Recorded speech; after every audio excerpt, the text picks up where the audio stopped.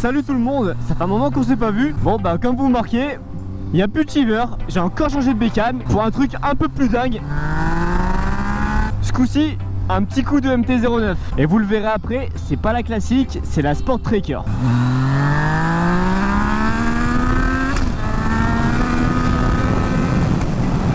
Ouais, je vais aller me poser pour vous la montrer. Et franchement, ce coup-ci, les gars, il y a du beau matos. Franchement, il n'y a pas à chier. J'avais pas eu l'occasion de l'essayer avant. Maintenant que j'ai mon permis A. Et franchement, fidèle à sa réputation, c'est un putain de chiotte. C'est une moto, c'est une vaste blague. Regardez ça, en deux.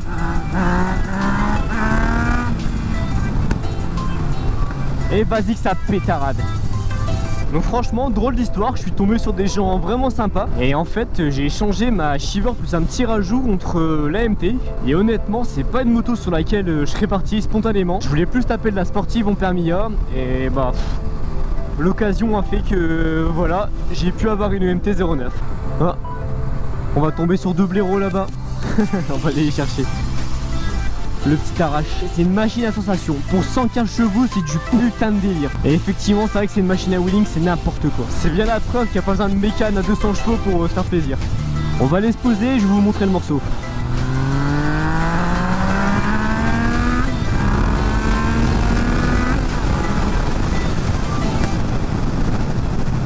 T'as le pétarade, c'est ouf.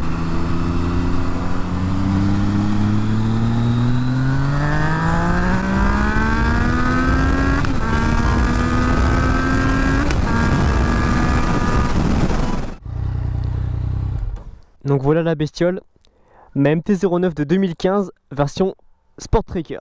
Donc par rapport à la MT-09 classique avant la refonte visuelle, qu'est-ce qui change? Déjà le cadre noir au lieu qu'il soit gris.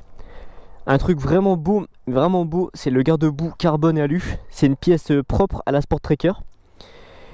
Ensuite bah sinon c'est tout hein, globalement. Il y a le petit appareil qui fait un peu cross au niveau de l'arrière, donc les plaques. Et surtout j'ai viré la plaque avant, je vous montrerai la photo. Normalement il y a une plaque avant en alu aussi et franchement j'accrochais pas trop. Niveau modif, qu'est-ce que j'ai fait dessus? Mon frère m'a payé pour mon anniversaire le bec de la Street Rally noir. Franchement ça rend très très bien. Les pare-mains étaient déjà là, j'aimais pas trop mais je me suis habitué. Et par contre ce que moi j'ai rajouté c'est les écopes de radiateur. Et franchement ça finit grave la bécane. Et après voilà l'objet du délit. La ligne Akrapovic carbone. Donc par rapport à la version titane, ce qui diffère c'est que celle-là elle est pas homologuée. Et il n'y a pas de catalyseur, il n'y a pas à chier de co peut-être, pas de kata. Et c'est pour ça qu'il y a des sortes de spirales en dessous, c'est pour garder un petit peu de couple comme il n'y a pas de kata. Et franchement je vous dis, j'ai pas pu l'essayer avant cette putain d'MT. C'était même pas une moto à laquelle je pensais pour l'achat.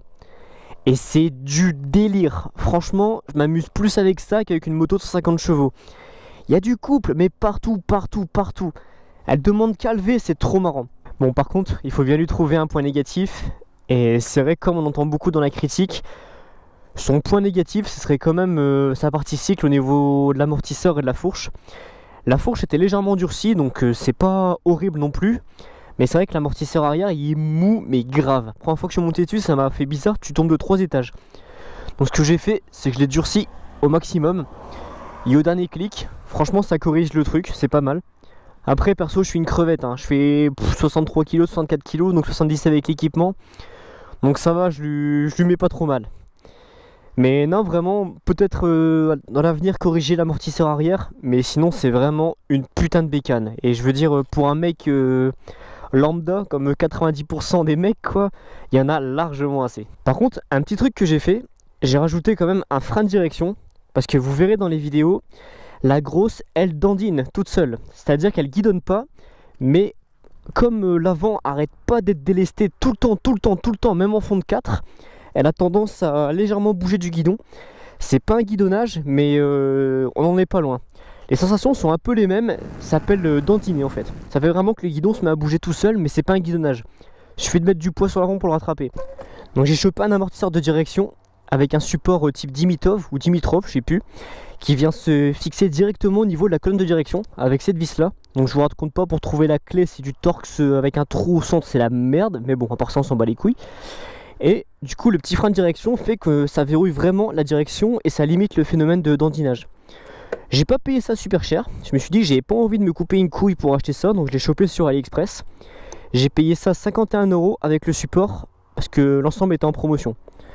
Donc franchement, le support vient sur les pontées et sur le cadre au final, et lui fait la jonction entre les deux.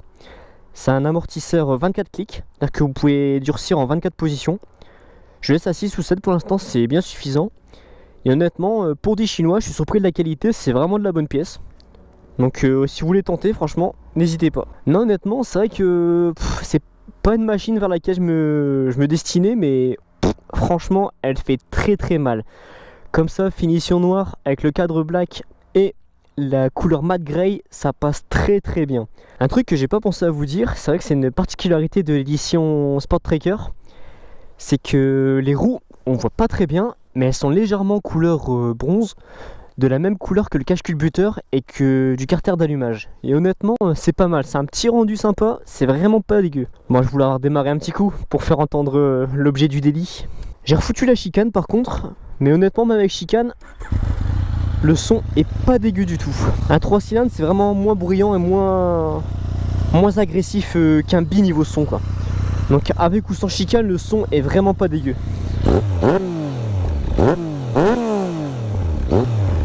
Et pareil, elle fait des belles flammes. Si vous avez jamais eu l'occasion d'en tester une, trouvez un pote qui en a une, allez en concession, mais testez-moi ce bordel. Franchement, c'est du délire cette moto. Donc stock, la MT sort à peu près 115 bourrins au vilebrequin. Et la première génération était un peu connue pour faire des putains d'à-coups d'injection insupportables apparemment. En 2015, il y a Yamaha qui a proposé une carto gratos pour corriger les à-coups. Mais il y a... Franchement, c'est plus doux, mais il y a beaucoup de gens qui aiment pas trop. Et je pense que là, honnêtement, la prochaine fois que je vous sors une vidéo, normalement, elle aura fait un petit stage de reprogrammation. Je vais envoyer mon calculateur, mon écu chez un mec qui va totalement tout me remapper. Il va désactiver toutes les brides, parce que la MT bride à 224 km/h, peu importe le rapport. Donc ça dégage. Elle pourra tâter du 270 après. Mais bon, c'est pas le truc le plus intéressant. Le plus intéressant, c'est qu'il va désactiver la bride anti-pollution. Enfin, la bride anti-pollution, c'est un système de pollution qui crache de l'air à partir de 4000 tours pour vider les gaz d'échappement. Homologation de mes couilles. Et en virant ça, ça va totalement supprimer les à-coups. Et après, vraiment le truc super intéressant, c'est une possibilité qu'offre Yamaha en fait par rapport au calculateur. C'est le mec, il va totalement me virer mes cartographies d'origine. Il va les remplacer par les 6 cartos, donc 6 cartos, une par vitesse, qui correspondent à un Power Commander. Si tu me racontes. Je suis d'accord. Du coup, ça va faire comme si j'avais un Power Commander, mais sans le mettre. Ça va être totalement invisible. Magnifique, n'est-il pas? Du coup, ouais, je vais avoir un Power Commander, mais non déclaré. Ça va être exactement réglé par rapport à la config de ma MT. Donc, c'est-à-dire avec l'acra carbone, les brides désactivées, plus un petit filtre RKN qui va arriver. Et honnêtement, ça va faire le taf. Donc, je devrais taper entre 130 et 135 chevaux. Donc, franchement, c'est pas dégueu. Et le plus intéressant, c'est que je vais gagner à peu près encore 1 mètre kg de couple. Donc, je serai quasiment à 10 mètres kg. Et là franchement ça va lever de ouf. Pareil, tous les modes vont être décalés. Le B, donc le mode poulie, va devenir le standard, enfin l'équivalent au standard actuel. Le standard va devenir le A mais légèrement lissé, donc sans à-coups. Franchement ça va pas être dégueu.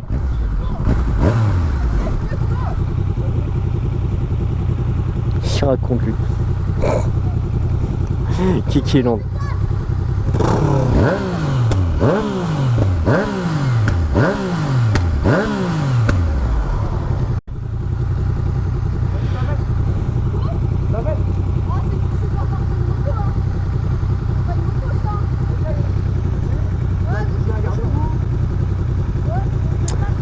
Ah là là, jeune Kiki des bois.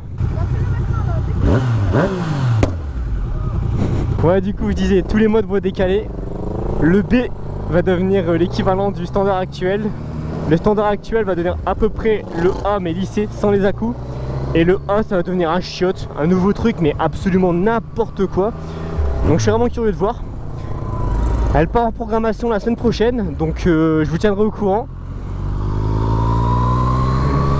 Et surtout j'espère que la différence sera notable. Je vous montrerai ça en vidéo. Donc franchement ça coûte pas cher et apparemment c'est ça le vrai débridage de la MT. Parce que passer de 106 à 115 apparemment ça la débride un petit peu quand même, mais c'est pas ouf. Mais par contre la grosse reprog ça devrait être du délire, vraiment du délire. Donc si je tape vraiment entre 130 et 135, je crois que j'irai voir sur un banc si ça sent vraiment ça. Et je vous tiendrai au courant. J'espère vraiment que ça va être au ressenti, que ça va être du délire. Bon voilà, comme ça je vous ai montré la nouvelle bestiole. Permis A ce coup-ci. Donc surtout j'attends vos retours par rapport à la MT. C'est vraiment une sacrée bécane. On la connaît de réputation mais tout ce qu'on raconte c'est décuplé. C'est vraiment du délire. Oh le son. Bon voilà. En tout cas merci d'avoir regardé la vidéo. J'attends vos retours par rapport à la bécane et à bientôt. Allez salut.